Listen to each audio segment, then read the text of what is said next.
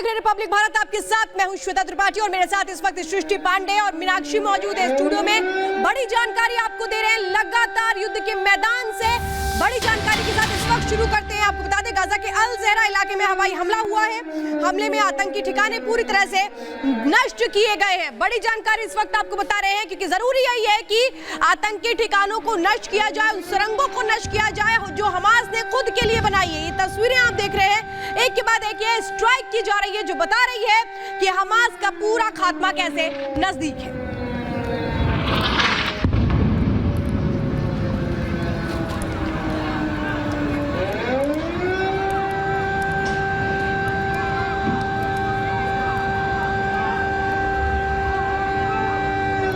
Gaza के अल ज़हरा इलाके में यहां पर स्ट्राइक की गई है। आपको बता दें कि 100 से ज्यादा जगहों का निशाना बनाया गया है और लगातार यह स्ट्राइक इजराइल के द्वारा की जा रही है ताकि हमास के तमाम ठिकानों को नेस्तनाबूद किया जा सके। हालांकि अब मंजूरी जमीनी लड़ाई की भी मिल चुकी है और अभी भी एयर स्ट्राइक करके नेस्तनाबूद करने की जो प्रक्रिया है वो इजराइल की तरफ से की जा रही है। अब गाजा के अल ज़हरा इलाके की तस्वीरें आप देख रहे हैं जहां हमास के ठिकानों को नेस्तनाबूद किया गया है। बिल्कुल, तो ये 3 तस्वीरों के जरिए हम आपको दिखाने की कोशिश कर रहे हैं कि कैसे अल ज़हरा इलाके में भारी बमबारी यहां पर की गई है और आतंक के ठिकानों को तबाह करता हुआ इजराइल यहां पर नजर आ रहा है। इजराइल की ताबड़तोड़ स्ट्राइक यहां पर जारी है जिसके बीच में गाजा के अल ज़हरा इलाके में ताबड़तोड़ बमबारी यहां पर की गई। बड़ी खबर इस वक्त आपको बता दें, राफा बॉर्डर खोलने की तैयारी शुरू हो चुकी है। बॉर्डर के पास से हटाए जा रहे बैरिकेड्स, मानवीय मदद के लिए राफा बॉर्डर खोला जा रहा है। आपको बता दें अमेरिका ने कहा था साफ तौर पे मिस्र से कि राफा बॉर्डर को खोल दिया जाए क्योंकि गाजा को राहत पहुंचना बहुत जरूरी है और इसी के लिए ये राफा बॉर्डर जिसको खोलने की तैयारी की जा रही है, बैरिकेड्स हटाए जा रहे हैं। बड़ी जानकारी इस वक्त मानवीय मदद के लिए राफा बॉर्डर को खोला जाएगा। ये तस्वीरें आप राफा बॉर्डर की देख रहे हैं और इसे खोलने की जो प्रक्रिया है अब वो शुरू हो जाएगी। 100 ऐसे ट्रक है जो कि इजिप्ट के माध्यम से मानवीय मदद के लिए भेजे गए, लेकिन बॉर्डर ना खुलने की वजह से वहीं खड़े रहे। लेकिन अब बॉर्डर खोला जाएगा, मानवीय मदद गाजा के लोगों तक पहुंचाई जाएगी। बॉर्डर के पास से तमाम बैरिकेड्स यहां हटाए जा रहे हैं।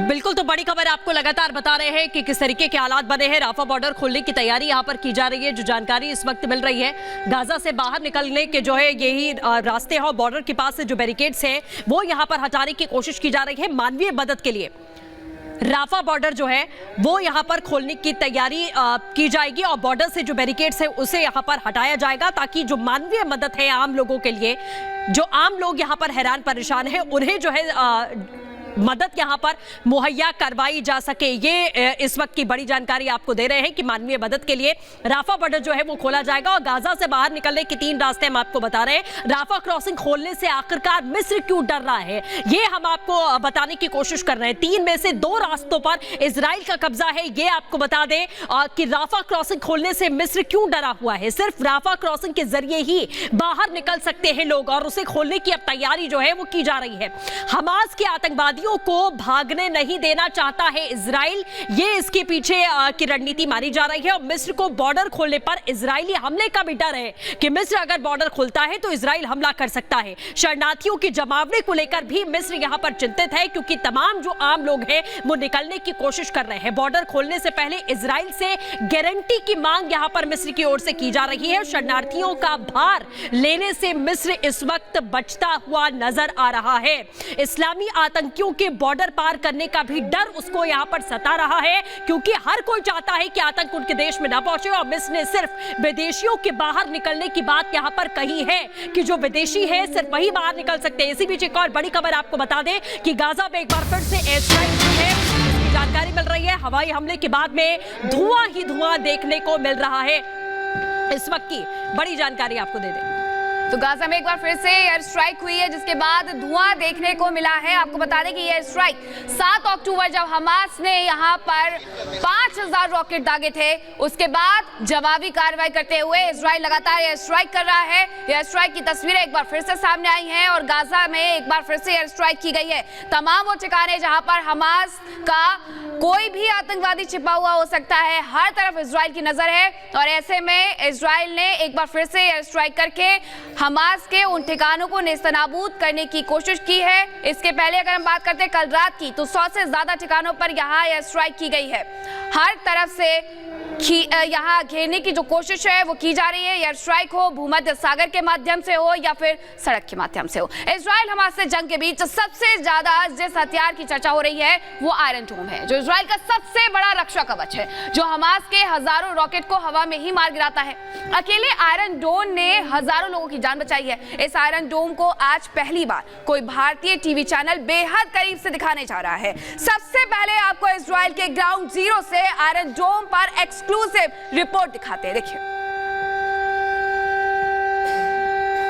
नेटवर्क की टीम इस वक्त आपको एक्सक्लूसिव दिखा रही है कि इजराइल का आयरन डोम सिस्टम किस तरह से काम करता है। हम एक ऐसी लोकेशन में मौजूद हैं जहां आयरन डोम सिस्टम है और मैं विजय सुरेंद्र शाह से कहूंगा कि आपको आयरन डोम सिस्टम दिखाएं। ये वही सिस्टम है जिससे दुश्मन को पूरी तरह से निस्तनाबूद किया जा सकता है। इसकी खासियत यह है कि ये 70 किलोमीटर दूर से आती भी मिसाइल को इंटरसेप्ट कर सकता है और उसे इंटरसेप्ट करने के बाद इसकी तरफ से एक 3 मीटर यानी कि 10 फीट लंबा 15 इंच चौड़ा एक रॉकेट, जिसकी वजन की बात की जाए तो 10 किलोग्राम होता है, उसे छोड़ा जाता है। पूरे इजराइल की अगर बात की जाए तो पूरे इजराइल में इस तरह की 10 बैटरीज लगाई गई हैं। हर एक बैटरी में 2 से 3 लॉन्चर होते हैं। इसमें आप 2 लॉन्चर देख सकते हैं और यही बैटरीज जो हैं पूरे इजराइल को सुरक्षित रखे हुए हैं। 2011 में पहली बार इस आयरन डोम सिस्टम का इस्तेमाल किया गया था और उसके बाद से लगातार इसका इस्तेमाल हमास के हमलों के खिलाफ लगातार इजरायली सेना कर रही है और ये इतना कारगर है कि 95 से 96% जो रॉकेट हमास की तरफ से आगे जाते हैं उनका मुकाबला हमास की ये आयरन डोम सिस्टम कर देता है। और इस तरह से ये तैयारी है कि दुश्मन को पूरी तरह से जवाब दिया जाए। बता दें कि अमेरिका और इजराइल की स्ट्रेटेजिक पार्टनरशिप यानी कि वो साझेदारी जो पूरे इलाके की सुरक्षा को सुनिश्चित करती है, क्योंकि आसपास के इलाके में ईरान का प्रभुत्व है। ईरान लगातार ये चाहता है कि कोशिश करके उन लोगों को अपने साथ लाया जाए, बाकी देशों को, ताकि शांति को भंग किया जा सके। उस बीच ईरान के खिलाफ और पूरे आतंकियों के खिलाफ एक बड़े प्लान के तहत इसे तैयार किया गया है, जहां पर हम ग्राउंड जीरो से लगातार आपको रिपोर्ट दिखा रहे हैं। तो अभी आपने देखा गुरसिमरन की रिपोर्ट आप देख रहे हैं, लेकिन आयरन डोम सिस्टम कैसे काम करता है वो तमाम जो जानकारियां वो अब आपको देते हैं। दुश्मन का रॉकेट फायर ध्वस्त कर देता है। अगर दुश्मन का रॉकेट आता है तो उसको पल भर में ये ध्वस्त करता है। तो radar system detect and track करता है, यानी कि पता लगाता है। कंट्रोल सिस्टम ने प्रभाव को आंका कि कैसा प्रभाव है, कहां से आ रहा है, और उसके बाद ये एक्टिव हो जाता है। जो तस्वीरें भी आपने देखी जो गुरसिमरन ने आपको दिखाई थी, लॉन्चर ने मिसाइल, एक तरीके से मिसाइल फायर होती है और उसके बाद जो दुश्मन का रॉकेट या मिसाइल आ रहा होता है उसको ये आयरन डोम सिस्टम नष्ट करता है। इसका जो काम है वो यही है और इसीलिए आयरन डोम की वो शक्ति है जो बताता है कि कैसे ये एक तरह से काल है, हमास का काल है, और हमास को भी पता है कि आयरन डोम के सामने वो पूरी तरह से नेस्तनाबूद है। मेरे साथ गुरसिमरन इस वक्त जुड़ चुके हैं। गुरसिमरन, एक्सक्लूसिव रिपोर्ट हमने आपकी कल देखी थी जब आपने आयरन डोम दिखाया था और कैसे मिसाइल फायर हो रही थी। आज आप अभी कहां मौजूद है और वहां से क्या अपडेट है? देखिए, इस वक्त हम सरहदी इलाके बेरी, जिससे कि आतंकी हमास के आतंकियों ने उस दिन अपना शिकार बनाया था, 120 से ज़्यादा लोगों को मार गिराया था, हम उस जनरल इलाके में मौजूद हैं। और कुछ देर बाद हम आपको बेरी से तस्वीरें भी दिखाएंगे कि किस तरह से आतंकियों ने आम लोगों पर कहर ढाया है, किस तरह हथियारों का बड़ा जखीरा आतंकियों से बरामद हुआ। हजारों की तादाद में हथियार, मोटर बाइक्स, गाड़ियों के साथ आतंकी जो है बेरी पहुंचे थे और उन्होंने आम लोगों को मारा। किस तरह से आम लोगों को पहले जलाया गया और लोग जब भागने की कोशिश करने लगे तो तब आतंकियों द्वारा उन्हें मौत के घाट उतारा गया। अगर सरहदी इलाकों की बात की जाए तो लगातार आप देखेंगे सुरक्षा बढ़ा दी गई है। जो आईडीएफ के जो जवान हैं उन्हें तैनात कर दिया गया है, क्योंकि लगातार खतरा यह है कि हमास के आतंकी किसी भी वक्त हमला कर सकते हैं। क्योंकि आप ये मानिए कि हमास जो है वो आज जंग के 14 दिन जरूर हो गए, लेकिन हमास के आतंकियों का जो लगातार आतंक फैलाने की कोशिश है उस पर कोई कमी नहीं आई और इसीलिए आईडीएफ के जवान पूरी तरह से तैयार हैं सरहदी इलाकों और खासतौर पर वो इलाके जो पहले भी हमास के आतंकियों का निशाना बन चुके हैं, क्योंकि वहां पर कई जगह फेंस काटे गए हैं, कई जगह टनल्स के जरिए और हवा के जरिए इन्फिल्ट्रेशन की गई है। तो अभी भी इजराइल डिफेंस फोर्सेस ये नहीं बोल रही कि पूरे इलाके को सुरक्षित कर दिया गया है। उनका कहना है कि समय जो है वो लगेगा जब तक हर एक आतंकी नहीं मारा जाता और ये सुनिश्चित नहीं किया जाता कि सभी घुसपैठिए मारे गए हैं, इसलिए पूरे इलाके में अलर्ट जो है वो जारी कर दिया गया है।